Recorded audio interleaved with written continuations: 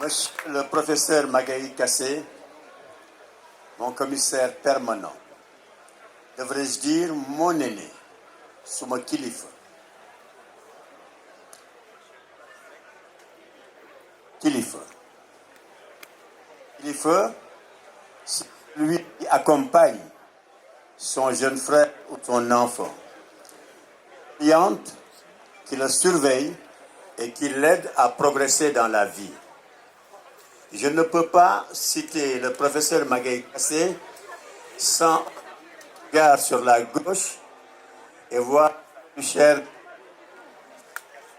qui est là mais qui se cache. Mesdames et messieurs,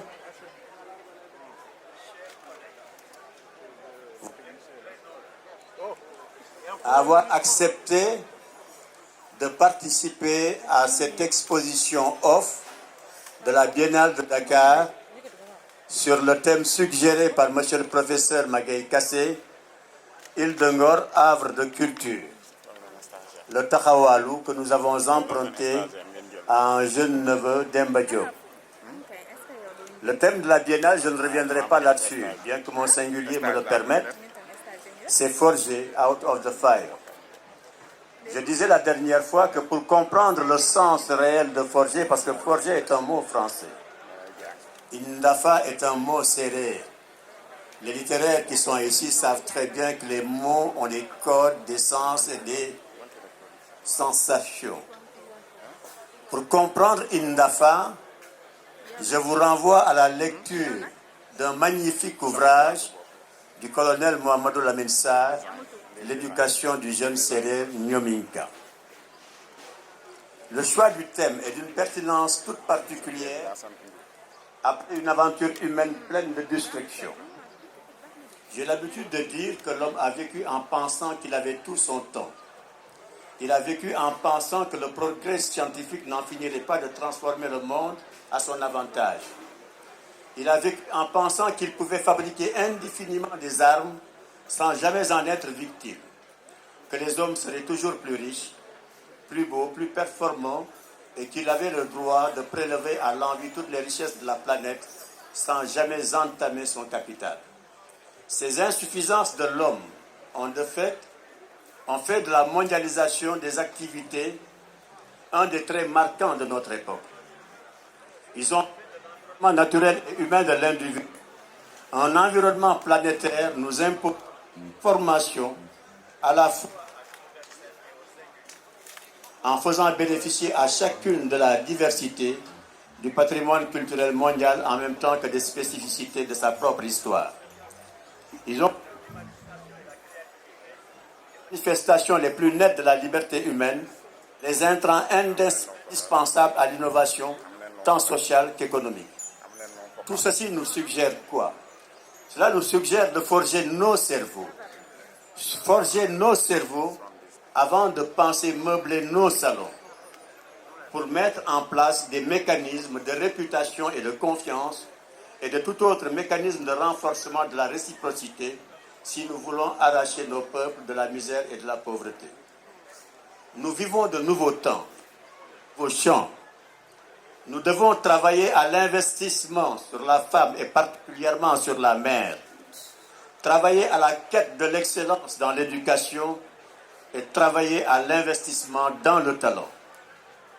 Quel que soit l'objectif, soit d'améliorer la santé de la famille, la scolarisation des enfants ou la vie communautaire, c'est en éduquant les mères et en promouvant de manière générale la condition féminine que les sociétés ont le plus de chances de voir leurs efforts aboutir.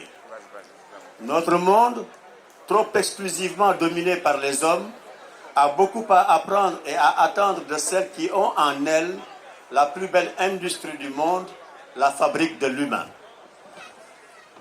La quête d'excellence implique que l'on cherche à élaborer un programme d'enseignement plus riche qui sont en fonction des dons et des besoins divers de tous les élèves, à permettre à chacun d'entre eux de réaliser ses possibilités et à cultiver et entretenir les dons exceptionnels. Il est aussi important de veiller à ce que les enseignants soient mieux formés à la pédagogie des programmes de haut niveau, Sinon, le message de la société aux élèves ne serait que de viser à atteindre la norme et non l'excellence dans leurs études. Déceler et cultiver les dons sont aussi une tâche qui ne relève pas seulement de l'école. Le rôle de la famille et de la communauté locale dans l'épanouissement des possibilités de l'élève est à la fois le support et le complément des efforts de l'école. Pour toutes ces raisons, j'ai dédié mon exposition à la femme et à la fille en réalisant 4 œuvres, dont l'une s'intitule, vous la verrez tout à l'heure, Madame, je m'incline, l'écolière, l'épouse et la question de la décision. Question de la décision que je considère être la plus angoissante de l'éthique.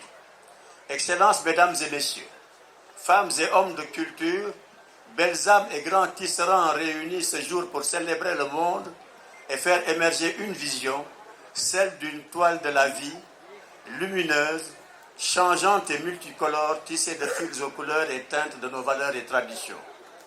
À la République, et bien particulièrement à son Excellence, Monsieur le Président de la République, protecteur des arts et des lettres, nous voudrions dire merci.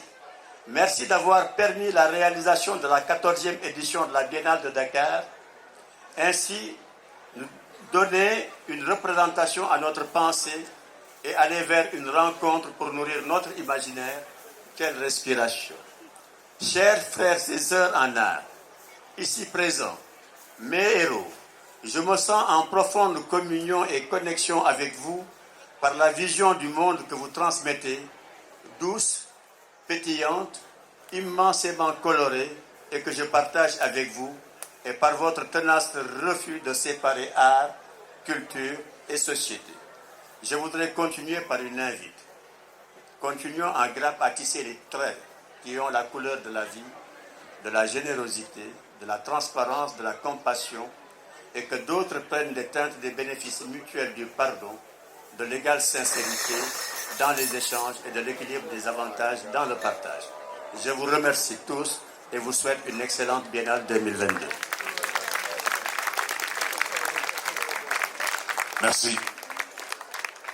Merci mon cher Abdoulaye Diallo, le berger de l'île.